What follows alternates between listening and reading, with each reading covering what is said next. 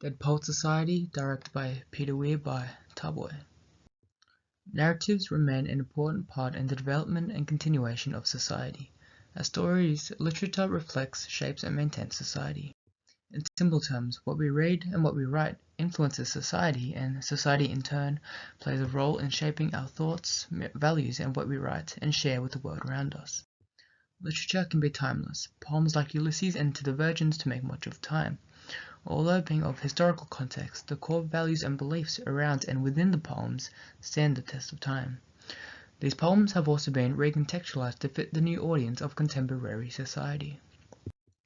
The Dead Poets Society, directed by Peter Weir, appropriated these two classics into a story made more relatable to the modern-day society and audiences via prominent contemporary contextual issues.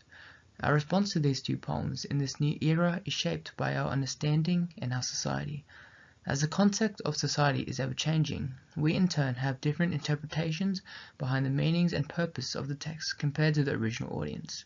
As time and context changes, messages and values demonstrated in the poems shift and are altered to reflect and ratify the moral ideas of contemporary composers. Weir speaks through Keating to the audience as though they were the boys or students. Weir adamantly, throughout the film, relates the old context with the new context through recontextualization. Weir, through his film Dead Poets Society, effectively portrays the core values of To the Virgins and Carpe Diem through the first actions of the students and what Keating tries to teach them.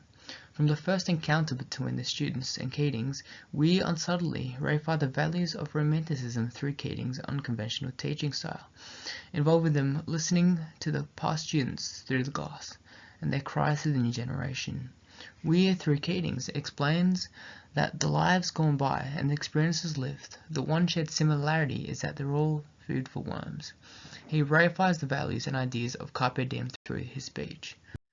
From that moment on, he urges the students to live life to the riches, to live their dreams. He warns them of the dangers of conforming with the normal and the effects of not living your life the way you feel is right.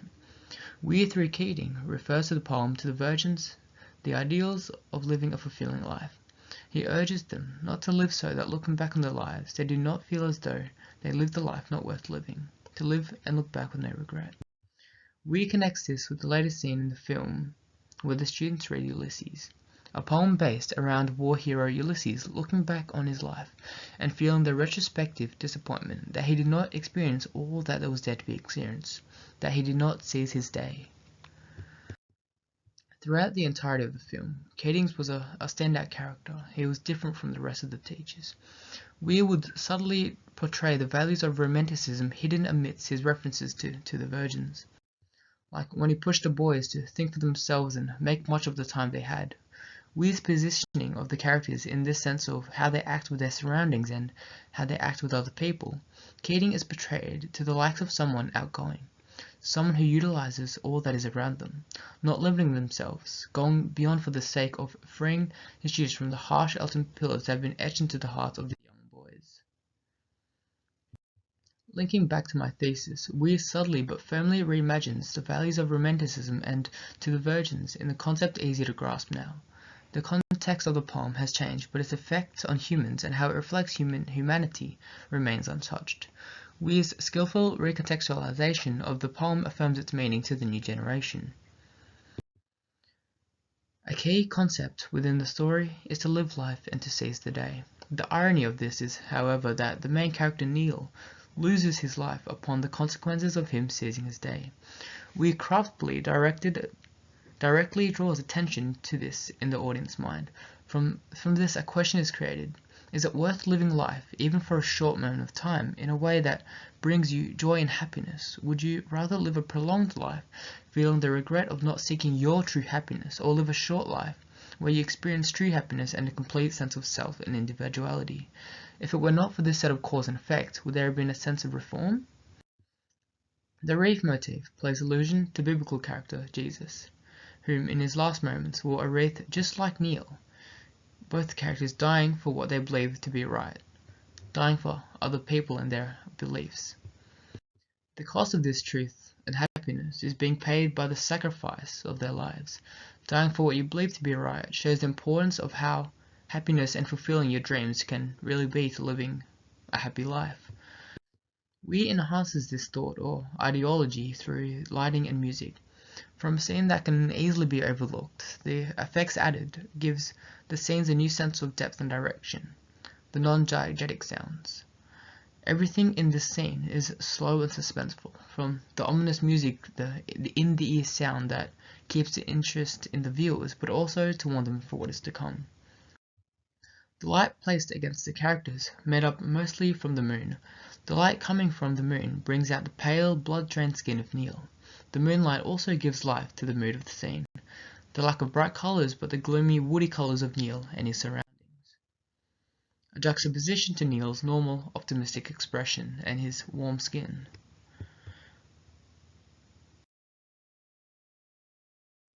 A moment that stuck out to me was when Neil was playing with the keys to unlock the drawer. Weird directly gives us an opportunity again to see into the mind of Neil. The scene where Neil plays with the keys, through his body image we can interpret a slight clash of thoughts. In the brief moment, Neil is not sure on what he should do. Soon after the moment, the story reaches the climax. The press of the trigger is a result of his risky, reformative action, the result of what he has been taught by Keatings about finding himself, the result of finally seizing his day. As the trigger is pulled, we beautifully displays the end of a young and eager life. The theme we wanted to display by the death of Neil successfully portrays the idea that life has no worth if we do not live the way we want to. Neil displayed his hunger for true happiness. For him it was rather to die than not live the life he wanted to, an idea brought about from the values of Carpe Diem being recontextualized in a medium fit for the context of modern day. The literature we consume exposed to dictate our social and cultural discourse within our respective contexts. The poems Ulysses and To the Virgins to Make Much of Time, both through their appropriation in Dead Poet Society, illustrate recontextualized values and morals that abide by Weir's romantic conventions. This recontextualized story is created through the presence of different mediums and modes of conveying stories. The audience's response to this reveal contemporary issue prevalence in society and illustrate how both the text itself and the response to the text contextualize meaning drawn from the praise of literature of other media.